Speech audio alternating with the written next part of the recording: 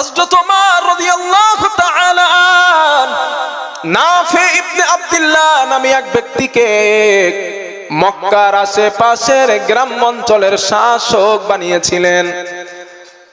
হযরত নাফি আর ওমর রাদিয়াল্লাহু তাআলা আনহুর সঙ্গে একটা জায়গায় সাক্ষাৎ হয়ে যায়। হাদিসে পাওয়া যায় লাকিয়াহু উমার বি উসফান, উসফান নামক একটা জায়গা, উসফান নামক জায়গায় হযরত ওমরের সঙ্গে আর নাফের সঙ্গে সাক্ষাৎ হয়ে যায়।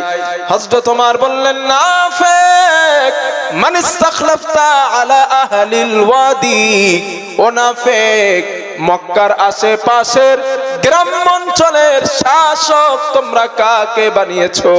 হযরত নাফে জবাব দিলেন, আমিরুল মুমিনিন ইবনা আবজা, ইবনা আবজাকে আমরা মক্কার আশেপাশের গ্রাম অঞ্চলের শাসক আমরা বানালাম।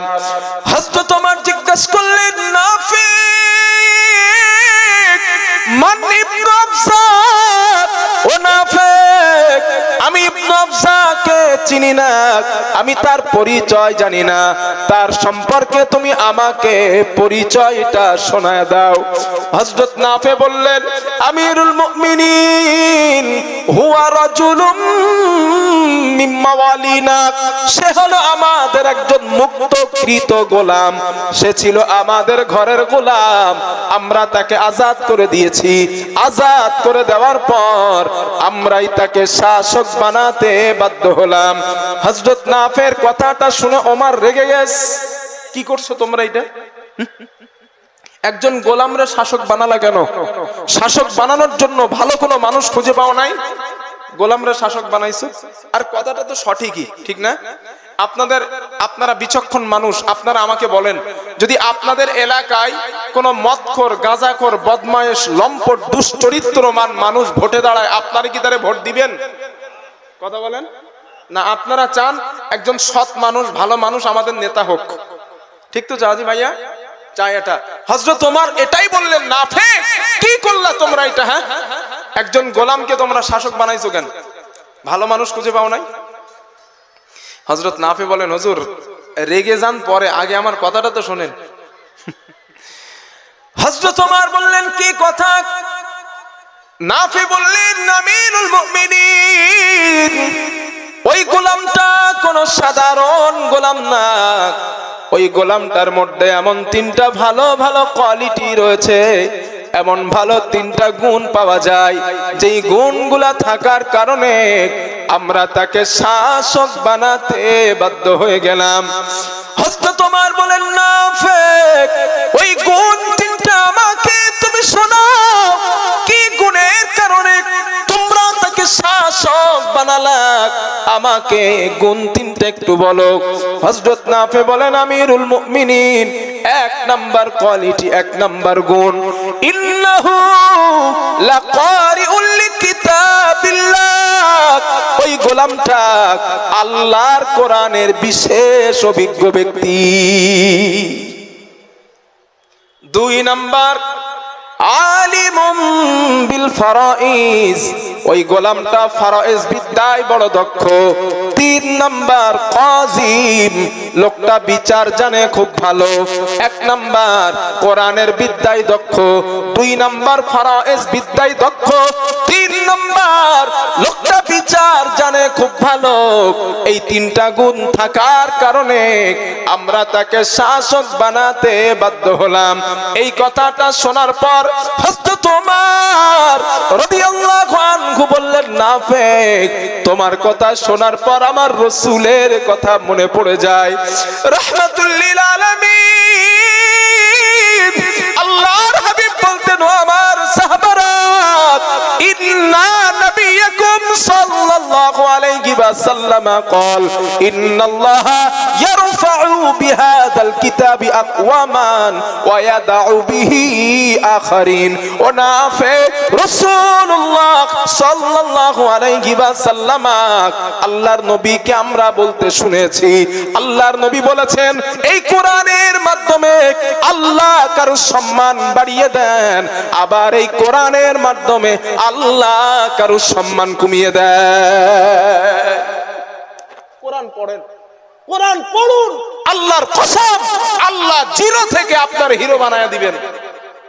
আর কোরআন পড়বেন না, কোরআনের সাথে দুশমনি করবেন, বুশের মতো আল্লাহ জুতো বেটা খাওয়াইবেন।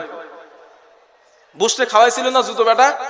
পার্লামেন্টের মধ্যে বসে কোরআনের বিরুদ্ধে কথা বলছিল, একজন মুসলিম মিডিয়া ওইখানে উপস্থিত ছিলেন, পায়ের জুতো খুলে বুশকে মারছিল ছুড়ে। আপনারা দেখছেন এটা, কেউ ভিডিওটা দেখছেন না? মারার কারণে ওই মিডিয়াটা, মুসলিম মিডিয়াটা অ্যারেস্ট হয়, রিমান্ডে যায়। কয়েক মাস পর রিমান্ড থেকে বার হয়ে দেখে আমি যেই জুতো দিয়ে বুশকে মেরেছিলাম ওই জুতোটা কয়েক হাজার ডলারে মুসলমানেরা অকশন করে কিনে নিয়েছে। এটা দ্বারা কি বোঝা গেল? জুতো একটা নিকৃষ্ট বস্তু, ঠিক না ভাইয়া? জুতো আমাদের পায়ে ময়লা লাগা থেকে জুতো সেফ রাখে। এত নিকৃষ্ট বস্তু কোরআনের বিরুদ্ধ চরণকারী ব্যক্তির গায়ে লাগার কারণে আল্লাহ জুতোটার সম্মান বাড়ায় দিলেন। আর এই মখলুকাতের শ্রেষ্ঠ মখলুকাত মানুষ যদি কোরআন পড়ে আর কোরআনের কাছে আসে, আল্লাহ ওদের সম্মান বাড়াবেন না? আল্লাহ বাড়ায় দিবেন। একটা বাস্তব এক্সাম্পল দেই। আপনারা এইখানে যে হুজুরদেরকে দাওয়াত দিচ্ছেন, যেমন আমাকে আপনারা সেই বসিরহাট থেকে দাওয়াত দিয়ে আনছেন, আমার কারি সাহেব হুজুর সেই মুর্শিদাবাদ থেকে আনছেন। আচ্ছা বলেন, আপনারা কি আমাদের সৌন্দর্যের কারণে এনেছেন? চেহারার সৌন্দর্যের কারণে আনছেন? না। আমার বংশ মর্যাদার কারণে আনছেন? না। এনেছেন কেন? হুজুর কোরআনের আলেম মানুষ, ভালো বক্তব্য দেন, তো এই জন্য দাওয়াত দেই। তাহলে কোরআনের কারণে আল্লাহ আমার এখানে বসাইছে, শুধু বসায় নাই, যত্ন করে শুইতে দিয়েছেন, আদর করে খাওয়াইছেন, আবার যাবার পরে কিছু হাদিয়াও দিবেন। এটা কিসের বরকত? কোরআনের। রসুলের কথা প্র্যাকটিক্যালে বোঝায় দিলাম। এই কোরআনের মাধ্যমে আল্লাহ কারো সম্মান বাড়ায়া দেন, আবার এই কোরআনের মাধ্যমে আল্লাহ কারো সম্মান কমায় দেন। প্রিয় ভাইরা, এই জন্য কোরআন ওয়ালা হন। যদি কোরআন ওয়ালা না হইতে পারেন, কোরআন ওয়ালার সঙ্গী হয়ে যান। কোরআন ওয়ালার সঙ্গী কি? মাদ্রাসার সঙ্গে সিমেন্টেড হন। মাদ্রাসার ছাত্রদের ভালোবাসেন, কারণ এদের ভালোবাসলে আল্লাহ আপনার ভালোবাসবেন। দলিল হাদিস।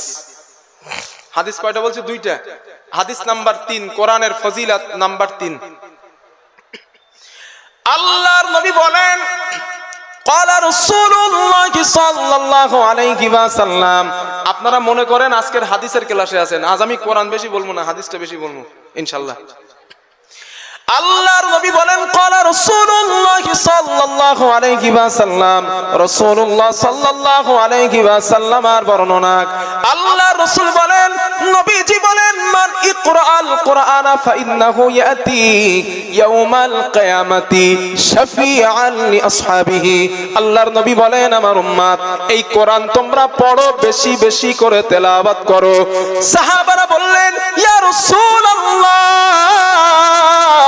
এই কোরআন আমরা বেশি বেশি করে কেন পড়বো? আল্লাহর রাসূল বললেন, কেন না, কিয়ামতের দিন এই কোরআন মানুষের জন্য আল্লাহর কাছে সুপারিশ করবে। আল্লাহর নবী এর পরে